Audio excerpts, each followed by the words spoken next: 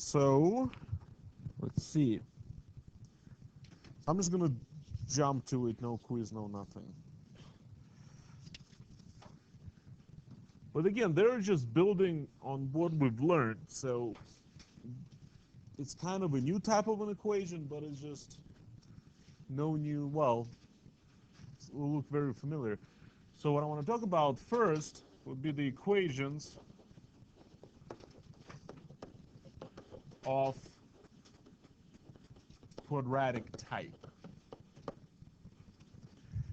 So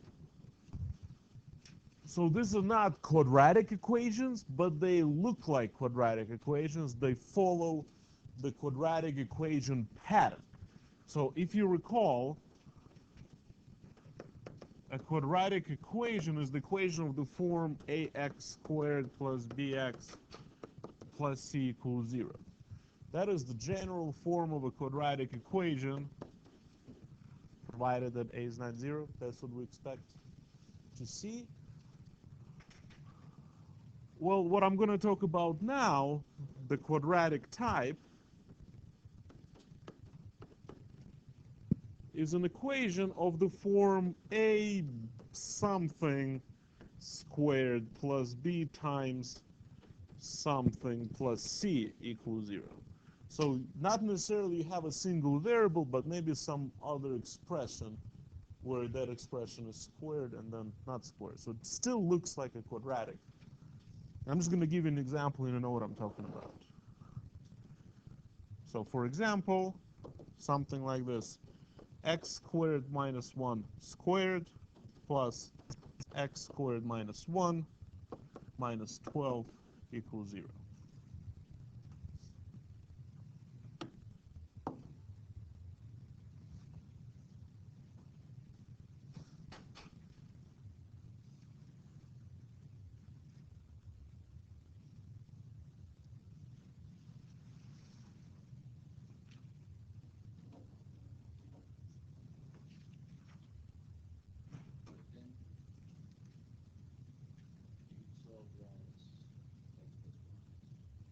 Well, there are many ways of solving this equation.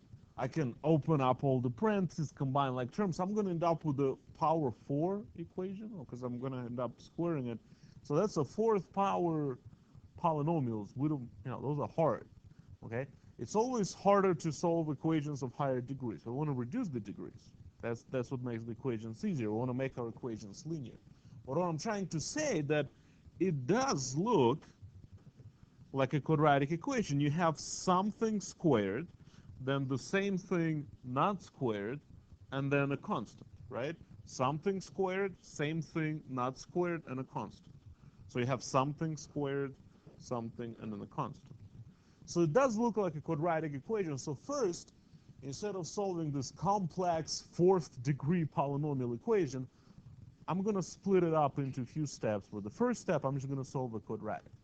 And here's a little trick that we can use to make it really look like a quadratic. I'm going to make what we call in math a substitution. And this is the first time you see a technique like that. Substitution. When we're going to replace a part of this equation with just any variable that we like. For example, I'm going to say, let u equal x squared minus 1. Because this is my repeated factor in there. So I'm going to replace every x squared minus 1 that I see with a new variable u. So if I do that, my equation becomes u squared plus u minus 12 equals 0.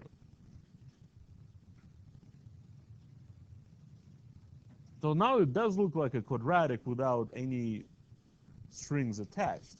So I'm just going to focus on this equation first. Just solve this as any quadratic. That's easy, right? I'm going to worry about x in a minute. But first I'm going to solve this quadratic. I can do this by factoring, right? This factors u plus 4, u minus 3 equals 0.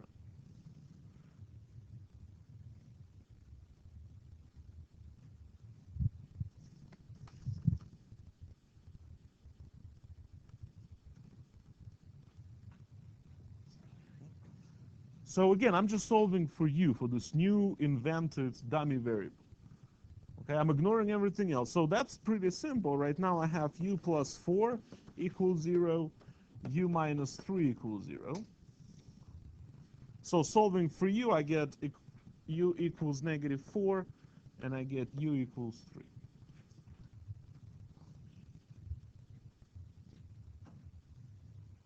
It's just an intermediate step. And again, instead of solving, yeah, okay. Instead of solving one difficult fourth degree polynomial, I'm going to solve a simple quadratic and then a few other simple quadratics. But so far, are you okay with what I did here? No. Why not? So I'm sorry. What are you replacing with the u? Well, I replaced the term that was repeated, x squared minus 1. That x squared minus 1, for every x squared minus 1, I put a u. So that became u squared plus u. So that's what I wrote here. Well, what about the like minus one Well, but that's u. X squared minus 1, oh, that that's whole thing. the whole thing is u. Okay. So that what that made this equation into just a straightforward quadratic equation. I'm going to go back and solve for x in a minute. But this is my first step. I'm going to solve for that intermediate extra variable that I just invented. Okay? But anyways, but remember, when you solve equations, you have to solve for x. So now to solve for x, I'm going to substitute back. Well, u equals negative 4, right? I just got that statement. U equals negative 4. And we agreed that u is x squared minus 1. So I'm going to replace u with x squared minus 1. So this means x squared minus 1 equals negative 4, and x squared minus 1 equals positive 3. So I'm substituting back. Whatever it is I assigned u to be, I'm replacing it back in terms of x, which now I can solve for x. Because look, these are two simple equations now. These are very easy to solve. How would you solve these equations, the little ones? How would you solve? Yeah, add 1 to both sides, right? So you get x squared equals negative 3, right? You try to take the square root, you're going to get x equals plus or minus square root of a negative number. Well, that doesn't work.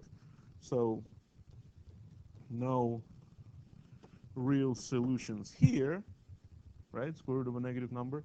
While on the other side, it's x squared equals 4, so x is plus or minus square root of 4, so x is plus or minus 2. So here are my two solutions.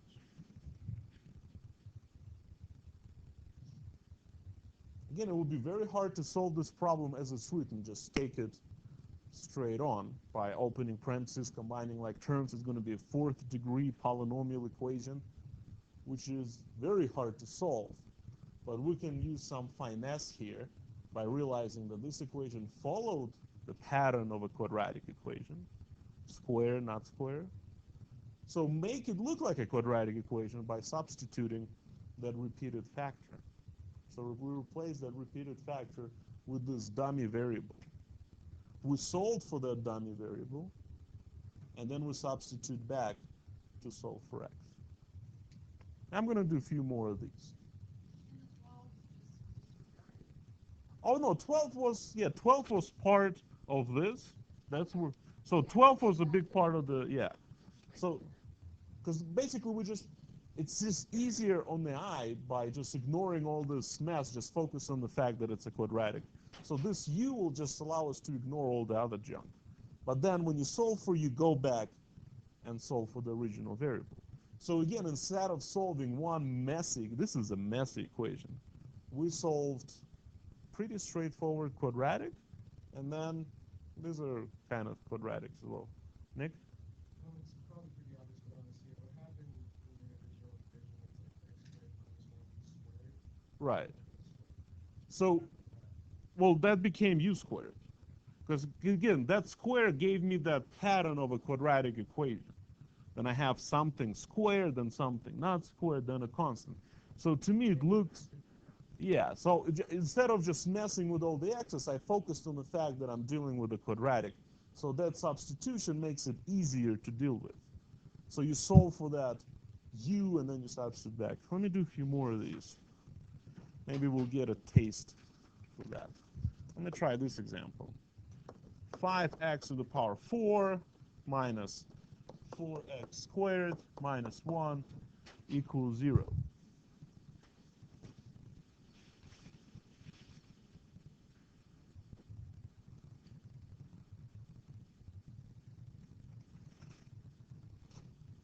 So that's a fourth degree polynomial equation, right? It's a fourth degree equation. It's hard to solve. But again, it does follow the quadratic pattern. Because if you square x squared, you get x to the fourth. So it looks like you have something squared here and then the same thing not squared. I mean, I can rewrite this equation as 5x squared squared minus 4x squared minus 1. So it does follow your ax squared minus bx plus bx plus c equals 0 pattern, right? You have a square and then, I know it's a square, but it's not entirely squared. So that's what I'm going to focus on. I'm going to focus on the fact that that looks quadratic. So I'm going to make a substitution. I'm going to let u equal that term that's in common. So u equals x squared. Okay, so I'm looking at the thing that's repeated throughout this equation. So that's the x squared. So if I substitute every x squared with the u, I'll get 5u squared minus 4u minus 1 equal 0. So that's just a simply quadratic equation. So I'm going to forget about anything else. I'm going to focus on this equation. I'm going to solve for u, and then I'm going to substitute back to solve for x. So I'm making it a two-step process. So instead of solving one complex equation, I'm going to solve few easier ones. Does that make sense? I can factor this. 5u, u, so probably -1, +1 equals 0. That's what it factors into.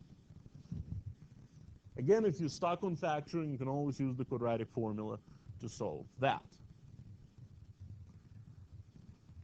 So set each factor to 0. 5u plus 1 equals 0. U minus 1 equals 0. Solve each one for u. U equals -1/5. U equals 1.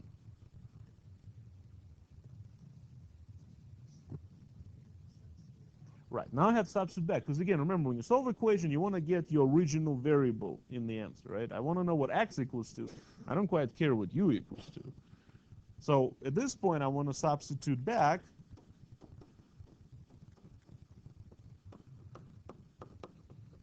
And solve for x. So u was x squared, right? That's what we assigned u to be, right? That was the original substitution. So then I'm going to replace u back with x squared. So x squared equals -1/5, and x squared equals 1.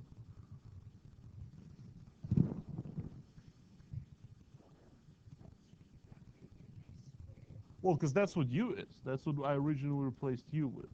U equals x squared, so when I see u, I can put x squared instead of it. It's got a phrase right in front of it. U equals x squared. So what's that? That's a let. That's my let. That's the L clearly. Now I see it. Yeah. So x squared equals a negative number. No real solutions. That cannot happen for now. Wait till college algebra. That one has two solutions. X equals +or -1.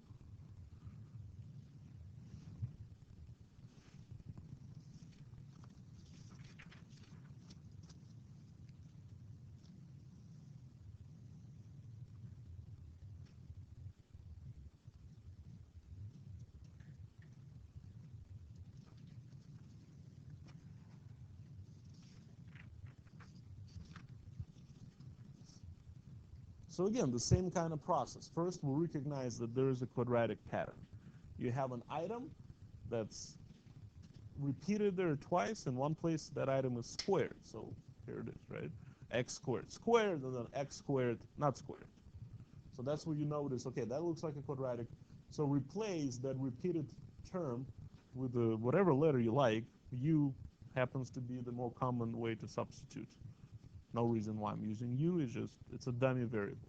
So after I replace that repeated factor with a dummy variable, I actually get a true quadratic equation. So I'm just going to solve that true quadratic equation for the dummy variable, but then I have to replace it back in terms of the original variable and solve for the original variable. Again, otherwise, we're in a bit of a pain just to solve this equation head on. We don't, I mean, in college algebra, you'll study the techniques of solving higher degree polynomials, and that's messy. There's no proper, formulas to do that. And we're just lucky that this looks like a quadratic, then it actually makes us, hey, we can do that. Let me try this one.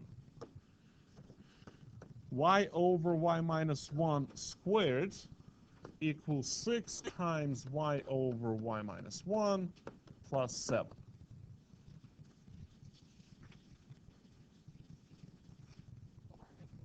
Yeah, because that looks like a repeated factor where it's not squared and squared, right? Again, I can solve this equation by other means. I can treat this as equation with radicals, with fractions, and deal with LCDs and all that. Or exactly.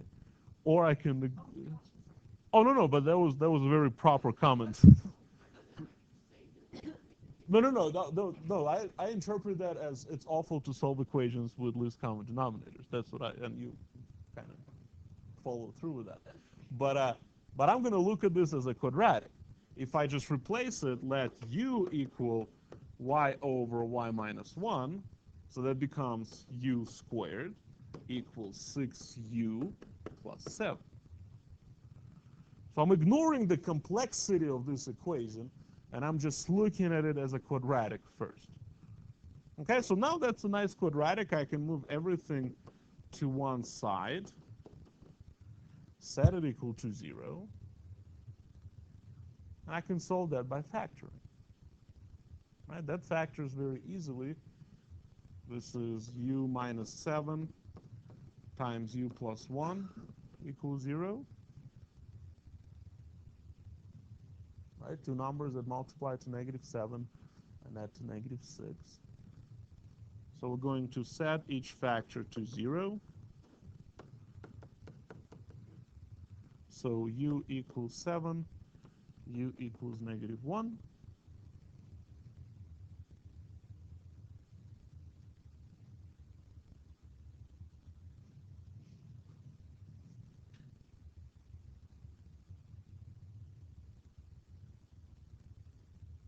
Is that okay?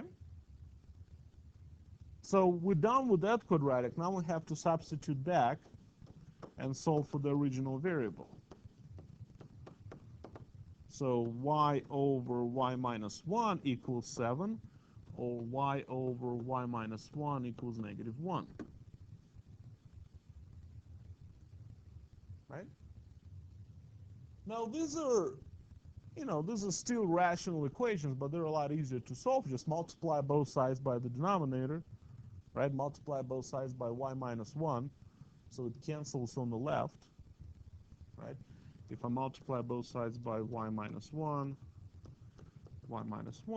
it cancels on the left. I'm going to end up with y equals 7 times y minus 1, right? Same thing on the other one. Is going to be y equals -1 times y minus 1. These are two linear equations now. I can easily solve them. Y equals 7y minus 7. Subtract 7y from both sides. So it becomes -6y equals -7. Divide by -6. Y equals 7, 6. Right? Just a linear equation.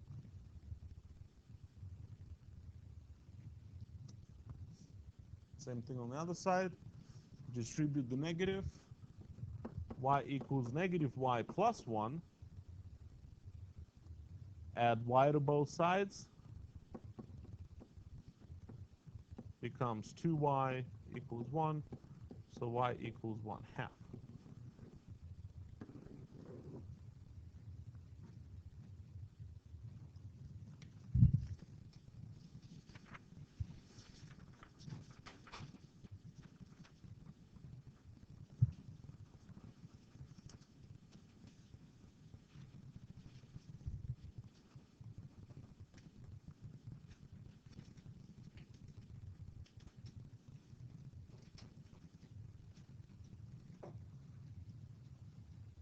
Okay?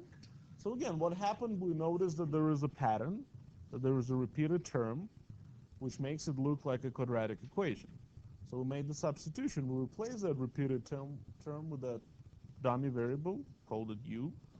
So actually, when you make the substitution, and now it does look like a perfectly built quadratic equation. So you solve that one for the dummy variable. You got your solutions, 7 and -1.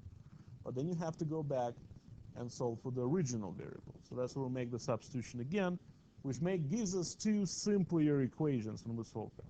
Because again, to take this equation head on would be messy. Okay? I mean, we can deal with it. We can get rid of the denominators and it'll be really messy. Okay?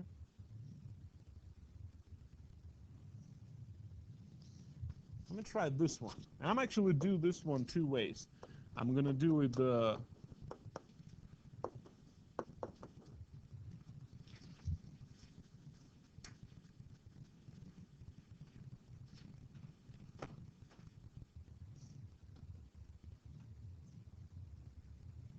so we can treat this equation as an equation that involves radicals, because that involves a square root, right?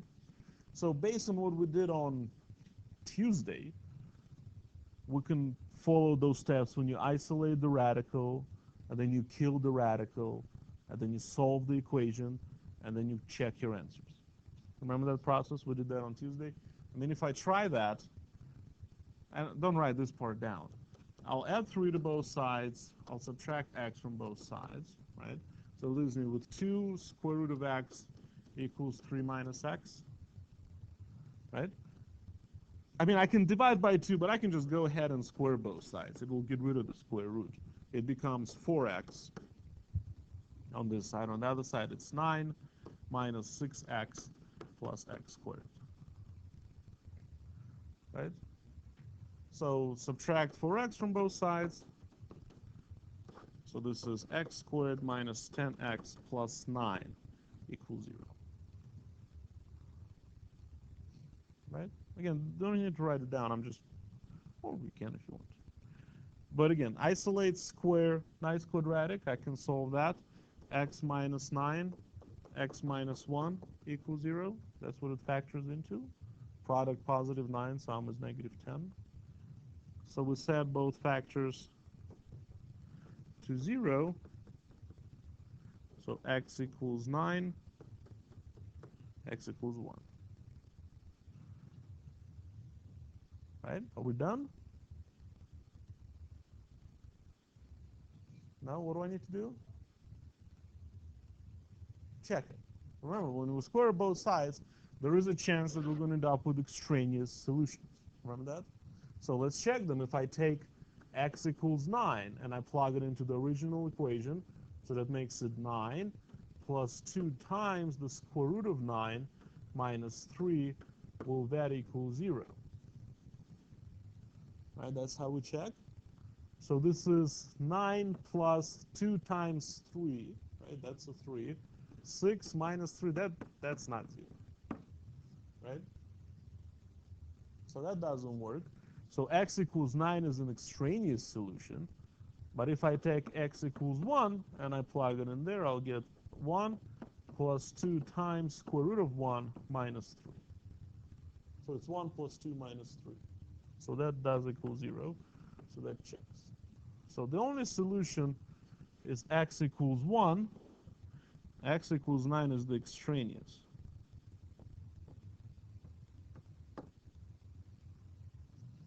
So that's how we solve this equation using the technique we discussed on Tuesday. Right? Isolate the radical, kill the radical, solve the equation, check the solutions. Right? Happy? Okay. But now I can also think of this equation. Okay, that's not what the equation was. X plus 2 square root of x minus 3 equals 0. I can also think of this equation as one of those quadratic types. Because look, I have the square root of x. And what happens when you square the square root of x? You get x. right? So it has that pattern. You have a term here, and then the same term squared. I mean, I can rewrite this equation as the square root of x squared plus 2 square roots of x minus 3 equals 0. So it follows the quadratic pattern, right? So where did you, the first x there, so you're squaring that? Well, I'm just trying, I mean, I'm not, you don't have to write this step. I'm just showing you that you have something here, just something, and then that same thing squared is over here, right? Because if you square the square root, you just get x. So if I make the substitution, if I say let u equal the square root of x, and I replace the square roots of x with u, then x becomes u squared plus 2u minus 3 equals 0. So now it's a quadratic equation, right? Really easy to solve. U plus 3, u minus 1 equals 0, right?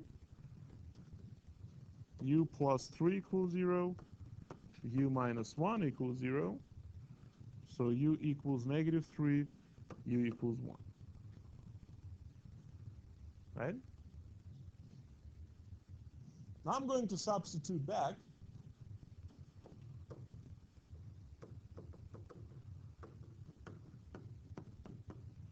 Square root of x equals negative 3, square root of x equals 1. Right? Because that's what u was. This has no solution. Square roots cannot be negative. Right? But by the way, if I don't realize that and I go ahead and square both sides, I'll get x equals 9. That's my extraneous solution from before. Yeah, but remember, square root's always positive. Square root cannot be negative. So there is no solutions here. Okay? Over here, you square both sides, x equals 1. And you don't really need to check that. You plug 1 back in there and it works. So that's the only solution. That's what we got before. X equals 1 is the only solution. So I don't even know which one is easier. This one is higher technology. You have to recognize the pattern. But when you do, it's actually very simple. Here we had to square the difference. You have to keep track of that. Gave you a big quadratic, and you really need to go through the check process very carefully. Over here, we didn't have to check. If we remember that square roots are positive by definition, so that has no solutions. There's square root of no number equals negative 3. That's the story. And there, square root of 1 equals 1. So that's it. Isn't that nice?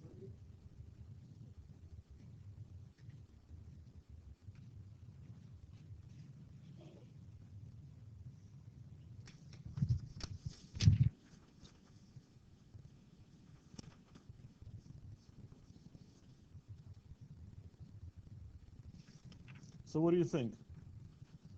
Isn't that fun? What? Oh, you feel absolutely right. It's not trivial. We're really putting everything into this one problem.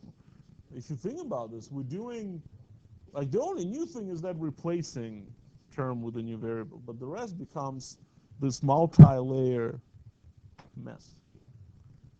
Okay.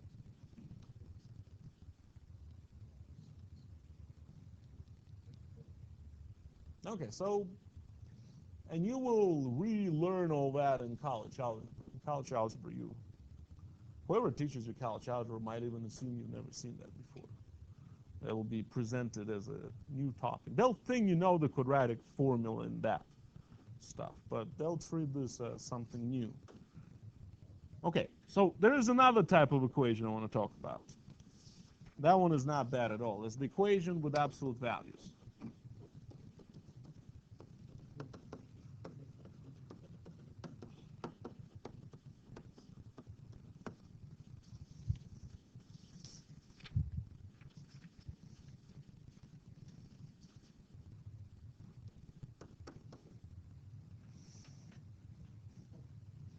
And we kind of touched upon equations with absolute values when we were extracting the square root. That's where the plus or minus comes from. But if I just give you this simple equation, absolute value of x equals 4,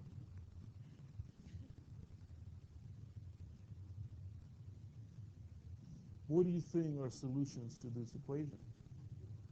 4. 4 definitely works. Is that it? And negative 4. So you have two solutions. Positive and negative 4 both works.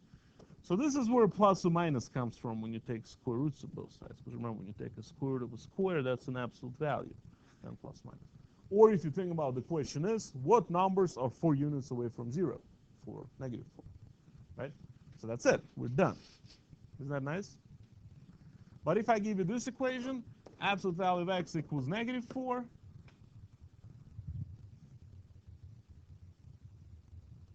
not possible, because absolute value of x is strictly, it's never negative by definition. So how can I make something that's positive equal something that's negative? That's impossible. So this will have no solutions. Okay? So in general rule, if c is greater than 0, and you have an equation, absolute value of something equals c, then the solution to that equation is x equals plus or minus c. So if you have an absolute value on one side and a positive constant on the other side, then you can just drop the absolute value and throw in plus or minus.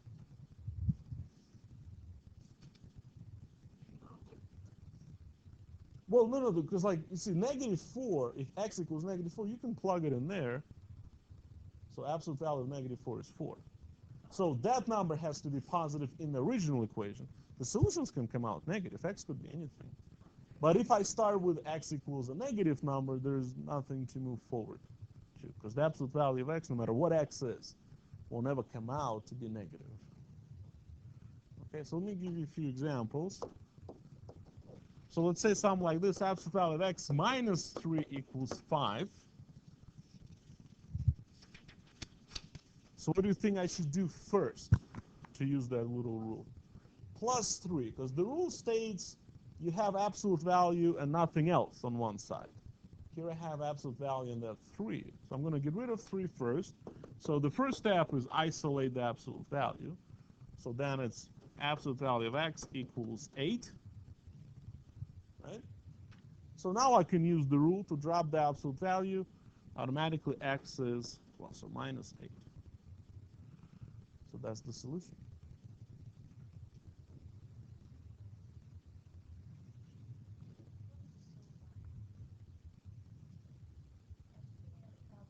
Sure. Here's another problem. 2 times the absolute value of 3x minus 4 plus 5 equals 13, like that. What? Because again, remember that rule that I'm just using here says absolute value. Remember, x is anything. X could be any other expression, but the key is you have absolute value on one side, a constant on the other side. So again, the first step would be to isolate the absolute value. I want to get absolute value by itself. So I will subtract 5 from both sides, right? So it gives me 2 times the absolute value of 3x minus 4 equals 8. Yeah? Yeah. Well, you see, because that's just a lonely 5 hanging here. So I want to get rid of it. Yeah, I want to get the absolute value by itself. That's my goal. So I'm going to divide by 2 as well. Because you do not know how to distribute 2 inside the absolute value. You haven't been taught that. You have to be very careful. Absolute value is a very, schizophrenic item. You can't break the absolute value where the minus is. You can't just say it's 3x plus 4. That doesn't work like that. So absolute value, you can only get rid of that absolute value by following that rule. That's the only thing that you're allowed to do to absolute value, is to drop it by following that rule. In order for us to do that, I need to get my equation into that form. So divide by 2. So then I have absolute value of whatever equals 4. So I got to the point where I have absolute value on one side and a positive constant on the other side. Right? I'm in this form right now. So the rule tells me, well, whatever's inside the absolute value equals plus or minus that other constant.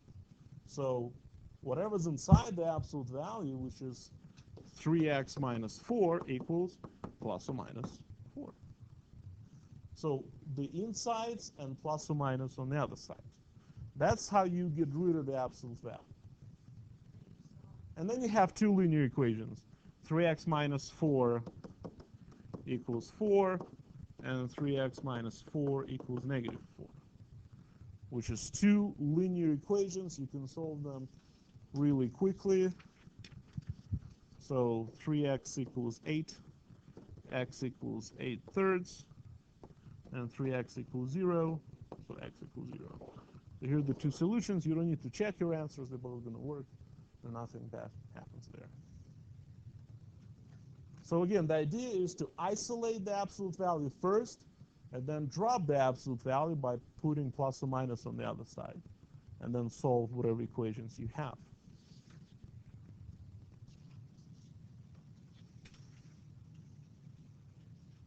This is a lot lighter than what we just did with the substitutions and all that. This is, well, again, you're taking few extra simpler steps. That's the idea. And that's what we always want to do. We want to take easier steps. All right, what do you want to do first? Right, so how would we do that? All right, subtract 7 from both sides gives you 5 times the absolute value of 2 minus 3x equals negative 5. Now what? Divide by 5. So the absolute value of 12 minus 3x equals negative 1.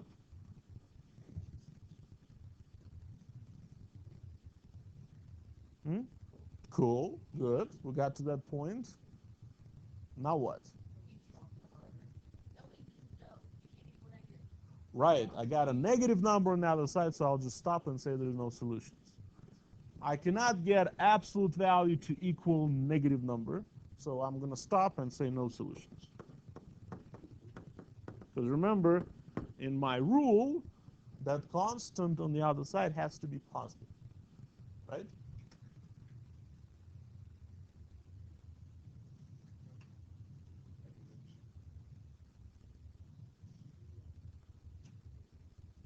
Let's try same equation. I don't remember. 5 absolute value of 12 minus 3x.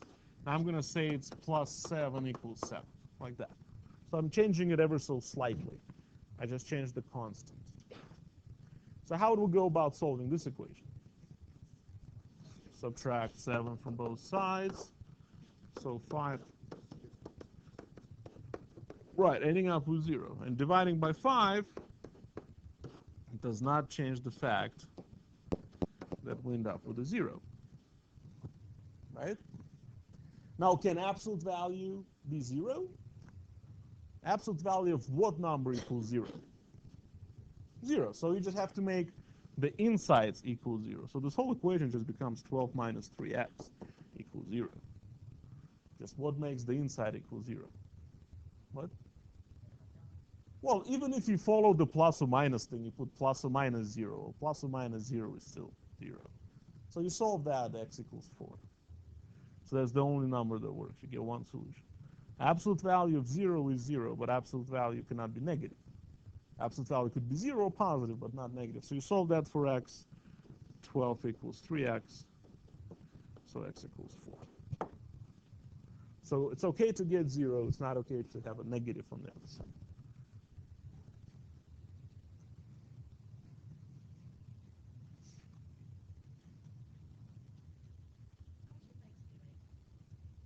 It was like a couple weeks ago.